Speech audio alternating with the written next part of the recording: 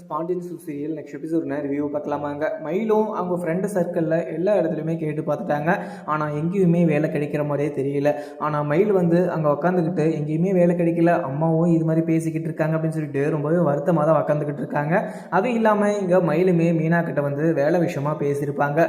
மீனாவும் அங்கே இந்த விஷயத்த செந்தில்கிட்ட எதுவுமே பேசாமல் மீனாவும் அவுட் ஹவுஸுக்கு வந்து கூட்டிகிட்டு போயிடுறாங்க. ஏன்னா அங்கே மீனா வந்து மயிலை வந்து நினைக்காம இருந்ததே கிடையாது. ஏன்னா மயிலோட வாழ்க்கை இப்படி ஆயிடுச்சு அப்படின்னு சொல்லிட்டு காரணம் யாருன்னு சொல்லிட்டு இங்கே மீனாக்கு ரொம்பவே தெரியும். ஏன்னா அவங்க அம்மாவால் தான் இங்கே மயிலோட வாழ்க்கை இப்படி நாசம் ஆயிடுச்சு அப்படின்னு சொல்லிட்டு இங்கே மீனாக்கு முன்னாடியே தெரியும்.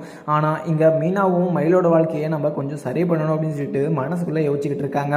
அதுவும் இல்லாமல் இங்கே வீட்டுக்குமே மீனாவுமே போயிடுறாங்க. அதுக்கப்புறம் மீனாக்கு கொஞ்சம் ஒரு சந்தேகமும் வருது. பேசாமல் இங்கே பாண்டியன் ஸ்டோர்லேயே வந்து நம்ம பேசாமல் வேலை வாங்கி கொடுத்தா என்ன அப்படின்னு சொல்லிட்டு இங்கே மீனாக்கும் கொஞ்சம் சந்தேகமாகவும் இங்கே பாண்டியன்கிட்ட இங்கே மயிலை வந்து பேச வைக்கலாமா அப்படின்ற மாதிரியுமே இங்கே யோசனை இருக்குது இங்கே மீனாக்கும்.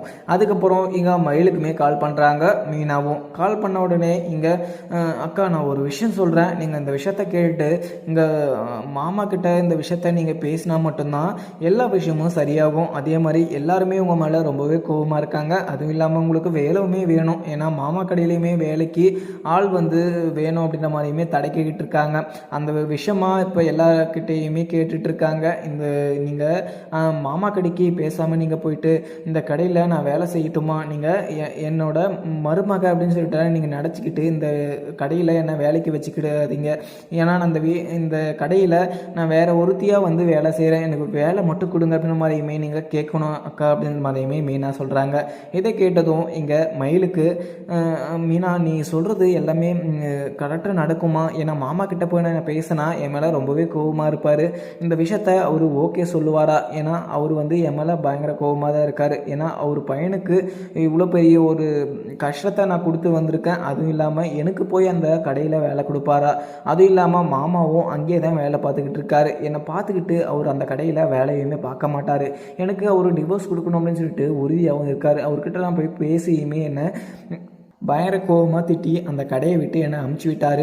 ஆனால் மாமா வந்து மாமா கிட்ட நான் வந்து பேசுகிறதுக்கு எனக்கு ரொம்பவே தயக்கமாகவும் இருக்குது. அது இல்லாமல் மாமா என்கிட்ட ரொம்பவே கோபமாக இருக்காங்க, அவங்க ஃபேமிலிக்கே நான் மிகப்பெரிய ஒரு கஷ்டத்தையுமே கொடுத்துட்டேன், அவங்கக்கிட்ட போயிட்டு நான் எப்படி பேசுகிறேன்னு சொல்லிட்டு எனக்கு கொஞ்சம் கூட புரியல அப்படின்ற மாதிரியுமே மயில் வந்து நின்றுக்கிட்டு இருக்கேன்.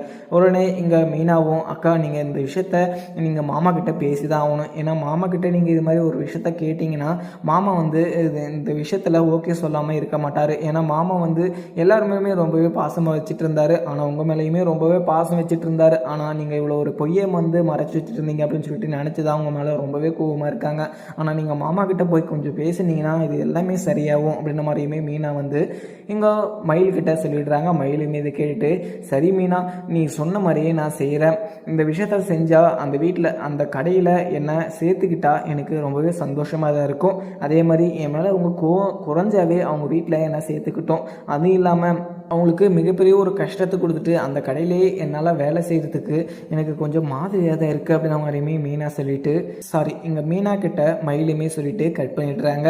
அதுக்கப்புறம் கோமதியுமே பாண்டியன் வரல அப்படின்னு சொல்லிட்டு இங்கே வெயிட் பண்ணிக்கிட்டு இருக்க. உடனே பாண்டியனுமே கடையை முடிச்சுட்டு பாண்டியன் சரவணன் சொல்லிட்டு இவங்க ரெண்டு பேரையுமே வந்துடுறாங்க. அதுக்கப்புறம் என்ன இங்கே செந்திலும் மீனா கிட்ட மீனா இங்கே மயிலோட வாழ்க்கையில் நீ எதுவுமே பார்த்தீங்கன்னா தலையிடாத, ஏன்னா மயிலோட வாழ்க்கையில் எல்லாருமே மயில் மேலே கோபமாக தான் இருக்காங்க. ஏன்னா மயில் விஷயத்தில் அவங்க என்ன முடிவெடுக்கிறதுன்னு தெரியாமல் அவங்க ஏற்கனவே ரொம்பவே கஷ்டமாக இருக்காங்க. இந்த மாதிரி விஷயத்தில் நம்ம இதில் ஒரு இன்வால்வ் ஆகிருக்கோம் அப்படின்னு சொல்லிட்டு நம்ம வீட்டில் எல்லாருக்குமே தெரிய வந்துச்சுன்னா அவங்க ரொம்பவே கஷ்டப்படுவாங்க. அதுவும் இல்லாமல் ஏமேலையும் உண்மையிலையும் பயங்கர கோபம் தான் படுவாங்க. இந்த விஷயத்தில் நீ எதுவுமே தலையிடாத அப்படின்ற மாதிரியுமே செந்தில் வந்து மீனா கிட்ட சொல்லிடுறாங்க. மீனாவுமே இதை கேட்டுட்டு எங்கள் மீனாக்கா ரொம்பவே பாவம், அவங்க மனசில் ரொம்பவே கஷ்டத்தை வந்து சுமத்துக்கிட்டு இருக்காங்க. அதுவும் இல்லாமல் அந்த வீட்டில் சேர்த்தல, அதுவும் இல்லாமல் அவங்க அம்மா வீட்டில் ஒரு சாப்பாட்டுக்கு கூட ரொம்பவே அசிங்கமாகவும் பேசிக்கிட்டு இருக்காங்க. அது மாதிரி சூழ்நிலையில் அவங்க வந்து ஒரு வேலை விஷயமா எங்கிட்ட கேட்டாங்க, அதனால தான் இங்கே மாமா கிட்ட போய் நீங்கள் வேணும்னா வேலை கேட்டு பாருங்க அப்படின்ற மாதிரியுமே நான் சொல்லியிருக்கேன் அனுபவமே மீனா சொல்லிடுறாங்க. இதை கேட்டதும் செந்திலும் என்ன மீனா இப்படியெல்லாம் சொல்லிட்டு இருக்க, இது மாதிரியெல்லாம் மயிலக்கா அங்கே அப்பா கிட்ட போய் இது மாதிரிலாம் பேசினாங்கன்னா அப்பா இதுக்கெல்லாம் ஓகேவே சொல்ல மாட்டார். மயில் மேலே இருக்கிற கோவம் இன்னும் தான் அதிகமாகும். ஏன்னா இங்கே சரவணோட வாழ்க்கை இப்படி ஆனதுக்கு காரணமே மயிலக்கா மட்டும்தான். அவங்க எவ்வளோ பெரிய நல்லவங்களாக கூட இருக்கட்டும், ஆனால் இவ்வளோ பெரிய தப்பு பண்ணியிருக்காங்க அப்படின்னு சொல்லிட்டு இங்கே அப்பாவுக்கு பயங்கர கோவமாக தான் இருக்கும். ஆனால் இந்த விஷயம் எனக்கு ஓகே ஆகாது அப்படின்ற மாதிரி தான் எனக்கு தோணுது அப்படின்ற மாதிரியுமே இங்கே செந்திலும் மீனா கிட்ட சொல்லிடுறாங்க. அதுவும் இல்லாமல் எங்கள் குமாருக்கு இங்கே முத்துவேலுமே பார்த்தீங்கன்னா ஒரு பொண்ணையுமே பார்த்துருப்பாங்க. அதுவும் இல்லாமல் வசதியான ஒரு ஃபேமிலியில் பார்த்துருப்பாங்க. அதை நினச்சி இங்கே முத்துவேலுமே ரொம்பவே சந்தோஷமாகவும் இருக்காங்க. இங்கே குமாருக்கு இதில் கொஞ்சம் பார்த்தீங்கன்னா வெறுப்பையுமே கிடையாது. ஏன்னா அரசி மேலே பயங்கர ஒரு அன்பும் பாசமும் அரசியை தான் கல்யாணம் பண்ணிக்கணும் அப்படின்ற வரைக்குமே இங்கே குமார் வந்து யோசிச்சுட்டு இருந்திருப்பாங்க. இந்த விஷயத்தில் யோசிச்சுக்கிட்டு இருக்கும்போது இங்கே முத்துவில் வந்து அதுக்குள்ளே ஒரு பொண்ணை பார்த்துட்டு வந்து இங்கே குமாருக்கு அந்த பொண்ணு தான் கரெக்டாக இருக்கும். அந்த பொண்ணு ரொம்பவே நல்ல பொண்ணு. அது இல்லாமல் அந்த ஃபேமிலி ரொம்பவே நல்ல ஃபேமிலி. அதுவும் இல்லாமல் அந்த ஃபேமிலி ரொம்பவே வசதியான ஃபேமிலி அப்படின்ற மாதிரியுமே இங்கே முத்துவேல் வந்து எல்லாருக்கிட்டையுமே சொல்லிட்டு இருப்பாங்க. இதை கேட்டதும் வடிவு மாறி முத்துவேல் அப்பத்தான்னு சொல்லிட்டு இவங்க எல்லாருக்குமே ரொம்பவே சந்தோஷம். அதுவும் இல்லாமல் இங்கே குமாருக்கு அதில் கொஞ்சம் கூட பார்த்தீங்கன்னா விருப்பம் இல்லைன்னு சொல்லிட்டு இங்கே யாருக்குமே தெரியாது. இங்கே குமாரும் அரசுக்கிட்ட பேசி இந்த விஷயத்தில் அரசுக்கு மனப்பூர்வம் சம்மதமாக தான் இருக்கும். ஆனால் அவளை என் கூடயே நான் வச்சுக்கணும். ஏன்னா அரசுக்கே நான் ரொம்பவே பார்த்தீங்கன்னா கஷ்டத்தை கொடுத்துட்டேன். அரசையே என் கூட கூட்டிகிட்டு வந்து அவளை ரொம்பவே பத்திரமாகவும் சந்தோஷமாகவும் வச்சுக்கிட்டு இருக்கணும். இவங்க சொல்கிறதெல்லாம் பார்த்தா கூடிய சீக்கிரம் எனக்கு கல்யாணத்தை பண்ணி விட்டுருவாங்க போல். நான் அரசியை தான் கல்யாணம் பண்ணிக்கணும். இவங்ககிட்ட இப்போ சொல்லவும் முடியாது. ஏன்னா ரெண்டு ஃபேமிலிக்குமே ரொம்பவே பிரச்சனை ஆகிடுச்சு. அதுவும் இல்லாமல் இப்போ ரீசெண்டாக இந்த கதிரும் செந்திலும் இங்கே கதிரும் ராஜி விஷயமா தெரிஞ்சு வந்து இங்கே ரெண்டு ஃபேமிலியுமே ரொம்பவே கஷ்டத்தில் சண்டை போட்டுக்கிட்டு இருக்காங்க. இந்த விஷயத்தில் நம்ம இந்த விஷயத்த எல்லாருக்கிட்டையுமே சொன்னோன்னா நம்ம மேலே தான் கோவப்படுவாங்க அப்படின்னு சொல்லிட்டு குமாருமே மனசுக்குள்ளே வச்சுக்கிறாரு. ஆனால் கடைசியில் இங்கே என்ன நடக்க போகுது அப்படின்னு சொல்லிட்டு தெரியாம தான் நின்றுக்கிட்டு இருக்காங்க குமாரும். அதுக்கப்புறம் என்ன இங்கே முத்துவேலுமே அந்த பொண்ணு வீட்டில் மட்டும் எல்லாருக்கிட்டையுமே பேசிகிட்டு இருக்காங்க. அந்த பொண்ணு வீட்லையுமே எல்லாருக்குமே சம்மந்தம். அதே மாதிரி குமாராக கட்டிக்கிறதுல அவங்களுக்கு மிகப்பெரிய சந்தோஷம் அப்படின்ற மாதிரியுமே இங்கே முத்துவேலுக்கிட்ட சொல்லியிருப்பாங்க. இதை நினச்சி முத்துவேலுமே ரொம்பவே சந்தோஷப்பட்டுக்கிட்டு இருப்பார்.